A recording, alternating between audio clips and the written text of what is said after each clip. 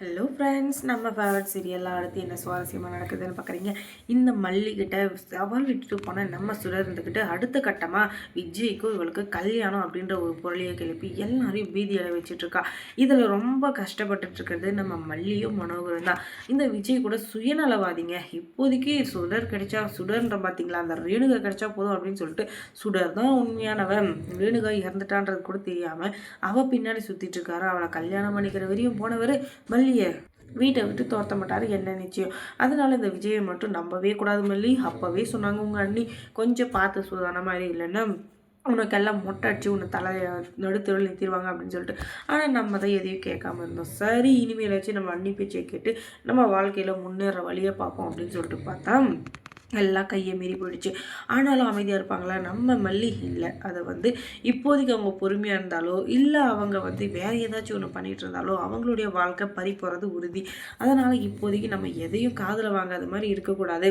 காதலையே வாங்கினாலும் நம்ம செயலில் கரெக்டாக இருக்கணும். இந்த சுடரை எப்படி மாட்டி விடணுன்றதுல மட்டும் குறியாக இருக்கணும். ஒரு பக்கம் நம்மளும் அதில் மாட்டக்கூடாது அப்படின்னு சொல்லிட்டு தெளிவாக இருக்காங்க. இந்த தெளிவு அவங்கள காப்பாற்றாதா அப்படின்னு சொல்லிட்டு பார்த்தீங்கன்னா கண்டிப்பாக காப்பாற்றதாங்க போகுது. அடுத்து அவங்க என்ன பண்ணுறாங்கன்னா, அவங்களுடைய ஃப்ரெண்டு இருக்காங்க. அவங்க போலீஸில் கமிஷனராக இருக்கிறதுனால அவங்கக்கிட்ட போய் ஹெல்ப் கேட்கலாம். அவங்க கண்டிப்பாக நமக்கு உதவி பண்ணுவாங்க அப்படின்னு சொல்லிட்டு முதல் நாள் போகிறாங்க.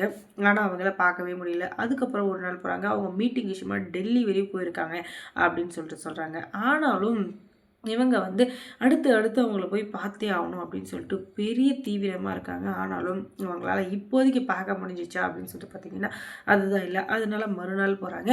அவங்க பார்த்ததும் என்னம்மா ஒரு ஃபோன் பண்ணிவிட்டு வந்திருக்க கூடாதா அப்படின்னு சொல்ல, இல்லை மேடம் நீங்கள் இருப்பீங்களோ இல்லையோன்றதை தெரிஞ்சுக்கலான்றதுக்காக தான் இன்றைக்கும் வந்தோம். என்னது இன்றைக்கும் வந்தியா, என்ன சொல்கிறேன் அப்படின்னு.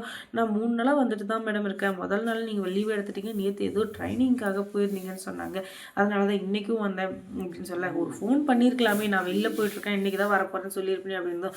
இல்லை மேடம் உங்களை பார்த்தே ஆகணுன்றதுக்காக தான் நான் வந்தேன் அப்படின்னும்.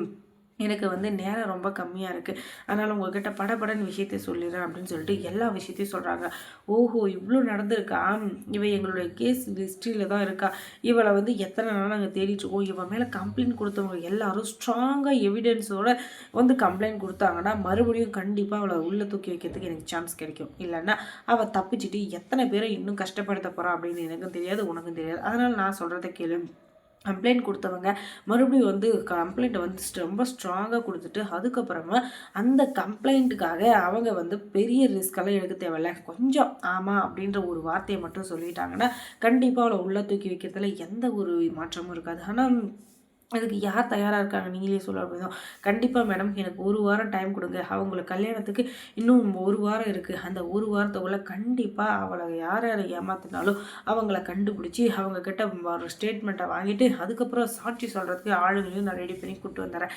அதுக்கப்புறம் அந்த சுடர் தப்பிக்கவே முடியாது மேடம், தப்பிக்கவே முடியாது. இதில் என்னுடைய வாழ்க்கை மட்டும் இல்லை, வெண்பாவோட வாழ்க்கையும் இருக்குது. அவள் வெண்பாவை பெற்றவ கிடையாது. அதனால் கல்யாணம் ஆனதுக்கப்புறம் விஜய் இருந்தால் போதும் அப்படின்னு சொல்லிட்டு வெண்பாவை தூக்கி எறியறதுக்கு அவளுக்கு ரொம்ப நேரம் ஆகாது. ஆனால் விஜய் கண்டிப்பாக வெண்பா விட மாட்டார். வெண்பா மேலே இருக்கிற பாசத்தினால கண்டிப்பாக அவளை தூக்கி எறிய தான் போகிறாரு. அதெல்லாம் நடக்கணும்னா கண்டிப்பாக இந்த கேஸை நம்ம இழுத்து நடத்தி ஆகணும் அப்படின்னு சொல்லிட்டு இவன் சொல்ல, நீங்கள் எதுக்கும் கவலையப்படாதீங்க, எல்லாம் நல்லபடியாக நடக்கும் அப்படின்னு சொல்லிட்டு அப்போ கம்ப்ளைண்ட் கொடுத்தவங்களெல்லாம் போய் பார்த்து பேசுகிறாங்க.